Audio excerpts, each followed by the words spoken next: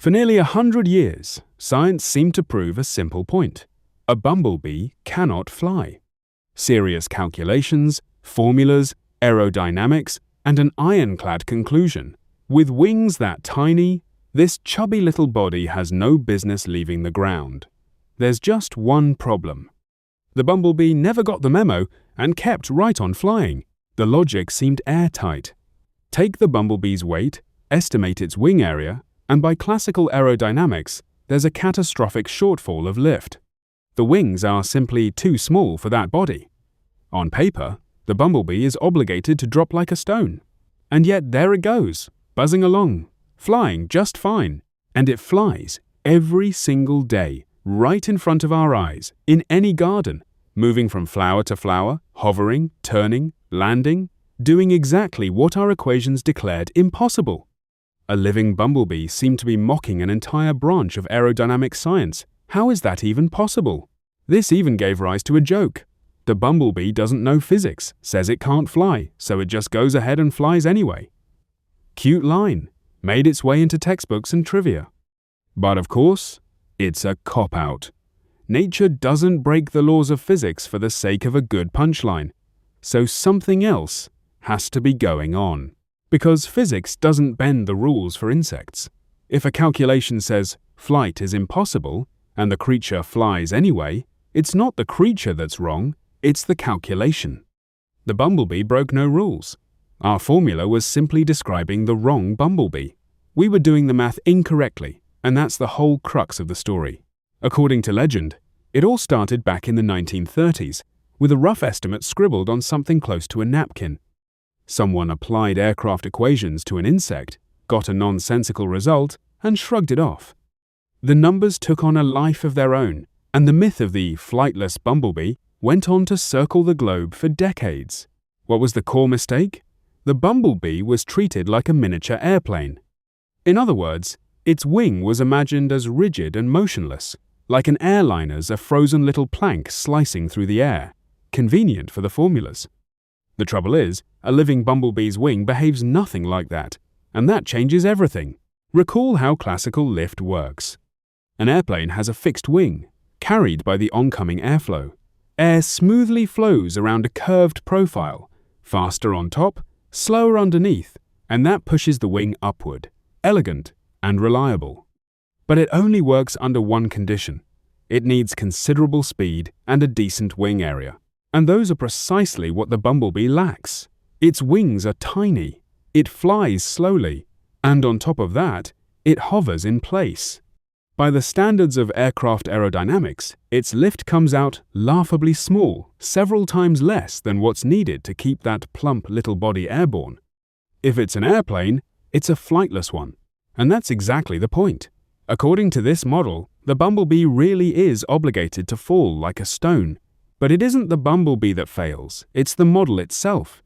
It described a frozen wing in a simple airflow, and it simply missed the main event. And the main event was hiding in motion our eyes aren't even able to catch, because a bumblebee's wings flicker so fast that to us they blur into a hazy little cloud. We essentially can't see what's happening there at all. The eye can't keep up.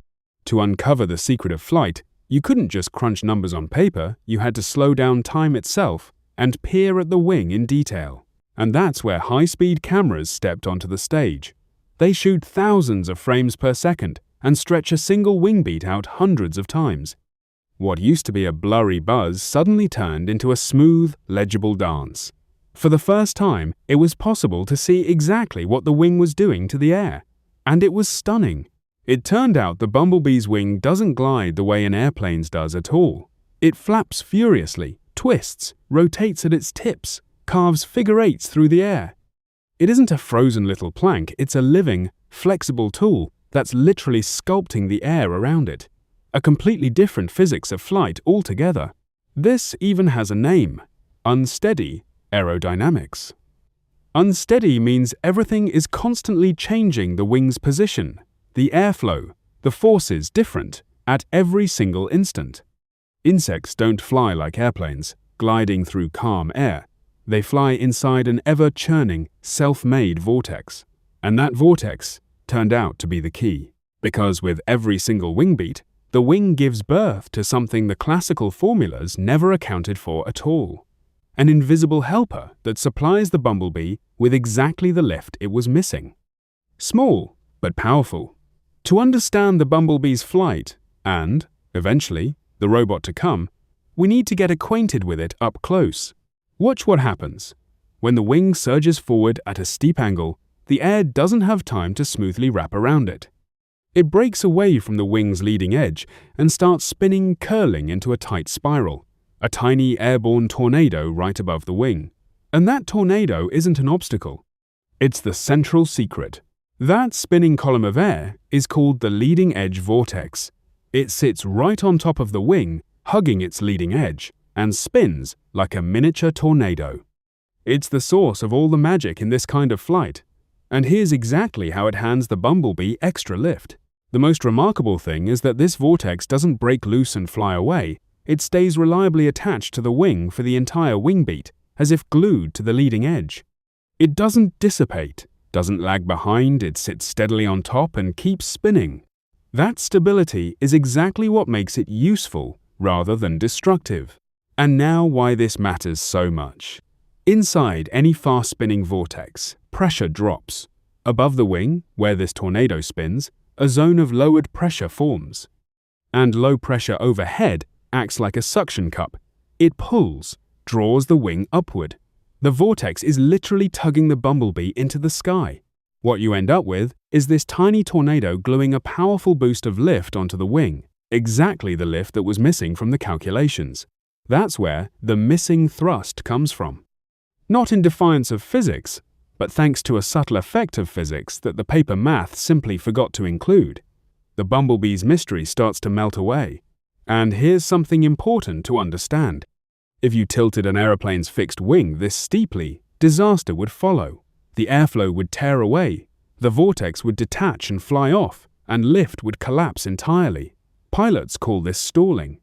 At that angle, an airplane simply falls. For a rigid wing, that angle is a death sentence. But the bumblebee doesn't hold one wing. At one angle, it flaps. And with every new beat, it gives birth to this vortex all over again.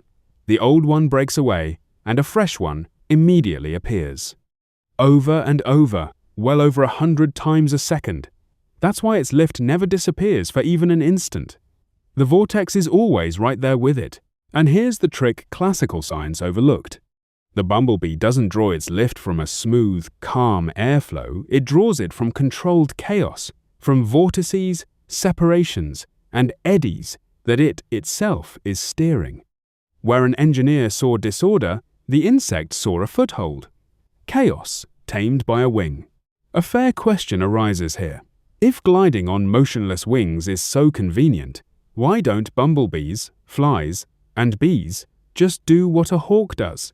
Why burn energy on these frantic wing beats? The answer lies in scale. At a tiny size, air itself behaves nothing like what we're used to. For us, and for an airplane, air is a light, flowing medium. But for a bumblebee's tiny wing, that very same air feels viscous and sticky, almost like syrup.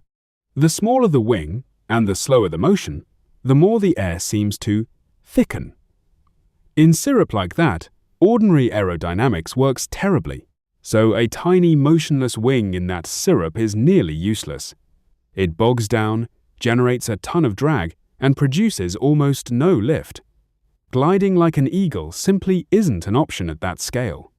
A small flyer needs an entirely different trick just to stay airborne at all, and that trick is the wing beat with its leading edge vortex. By flapping actively, an insect creates a powerful vortex on each stroke and extracts several times more lift from that same tiny wing than simple gliding ever could. At small scale, this isn't nature's eccentricity, it's the single most effective way to fly. On top of all that, flapping delivers something a fixed wing could never dream of. A bumblebee can hover in place, fly backward, turn on a dime, slip sideways. It isn't a prisoner of speed. An airplane has to keep flying forward constantly just to stay aloft. A bumblebee dances through the air however it pleases. So for a creature the size of a bumblebee, flapping its wings isn't an oddity, it's the only strategy that actually works. In a world where the air is thick as syrup, the winner isn't the one who glides, but the one who skillfully spins up vortices. Nature found this solution long, long ago. Humans only just figured it out. And once they figured it out, engineers caught fire with a bold dream. If a tiny bug can fly on vortices that masterfully, what if we built a machine that copied the trick? Not a toy, but a genuine flying robotic insect, the size of a real bumblebee. Sounds like science fiction, but people took it on seriously. And this wasn't about an ordinary drone with buzzing propellers, we already have those. The goal was far more ambitious. A robot that flies the way an insect actually does, with flapping wings, with that exact leading-edge vortex. Not copying the general idea of flight, but the specific, subtle trick of a living wing. And this is where the real engineering nightmare began. To fly like an insect, the robot would also have to weigh like one meaning under 1/10 of a gram, lighter than a paperclip. Lighter than most things you've ever held in your hand. Fitting an entire flying machine into something that small bordered on madness. At this scale, everything familiar simply stops working. An ordinary little motor can't be made that small and light. It's no good here. Forget the motor, you can't even assemble a robot like this by hand. The parts are finer than human fingers and tweezers can manage. You can't just shrink a drone. Everything had to be reinvented from scratch. Every single detail had to be invented from zero. What replaces the motor? How to make wings flap 100 times a second? How to assemble something fingers can't grip? How to even control the flight of something that small? Not a gram to spare. Not a single off-the-shelf solution. A pure engineering challenge pushed to the absolute limit. This nearly impossible task was taken up at Harvard, at the Wyss Institute. Years of work, hundreds of failed prototypes, and out of all that emerged, the RoboBee, a robot bee. A tiny mechanical flyer built from blueprints borrowed straight from real insects. And its specs lived up to its name. RoboBee weighs less than 1/10 of a gram. Its wingspan is about 3 centimeters. That's not a figure of speech, it's genuinely the size of a real bumblebee, or a large fly. A pair of ultra-thin wings, a miniature body, and the whole thing fits literally on the tip of your finger. A tiny creation robotics had never seen before. Think about that for a moment. A machine smaller than a coin, lighter than a paperclip, and it genuinely takes off and stays airborne. It doesn't fall, doesn't just hang dead on a thread, it actively flaps its wings and flies. What the bumblebee formulas once called impossible is now being done by a man-made bug. So how does it flap without a motor? Instead of an engine, RoboBee uses tiny plates made of a special ceramic. Apply voltage to them, and they bend just slightly. Remove it, and they straighten back out. It's like artificial muscle. It contracts in response to electricity. Current on and off, and the plate flaps. A motor with not a single rotating part. A flexible transmission turns that small flicker into a wide wing beat. And it happens at a furious rate, around 120 beats per second. So fast that we hear not individual beats, but a thin, high-pitched whine, and see only a blurred shimmer, exactly like a real insect. One question remains: how do you assemble something tweezers can't even grip? The engineers found an elegant solution. RoboBee is cut in layers from flat sheets, and then it folds itself into 3 dimensions, just like a pop-up illustration in a children's book. Open the page, and the flat blank turns into a tiny robot. Brilliantly simple. And here's the climax. In 2013, RoboBee achieved something no robot of its size had ever managed before: controlled flight. It became a genuine sensation in the world of robotics. This tiny, man-made bee didn't just twitch, it took off and obeyed commands. And every word here matters. Not just lifted off the table, specifically controlled flight. RoboBee took off, held its altitude, didn't tumble or topple sideways, and responded to commands. For something this tiny to stay balanced in the air without losing control is a task bordering on science fiction. And it pulled it off. To appreciate the feat, picture this. Keeping a flying robot lighter than a paperclip airborne is like balancing a pencil standing on its tip. In the wind, no less. The slightest puff of air tries to tip it over, Each wing has to be nudged into place 100 times a second just to keep it from going down. And they pulled it off. There was an important caveat, though.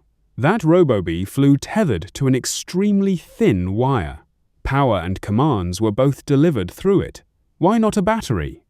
Simply because no battery light enough for something this tiny existed yet. The robot had already learned to fly, it just couldn't yet carry its own energy along with it. And even so, that first hovering flight was a genuine milestone. For the first time, humans had built a machine that flies the way an insect does on vortices, with flapping wings, the size of a bee.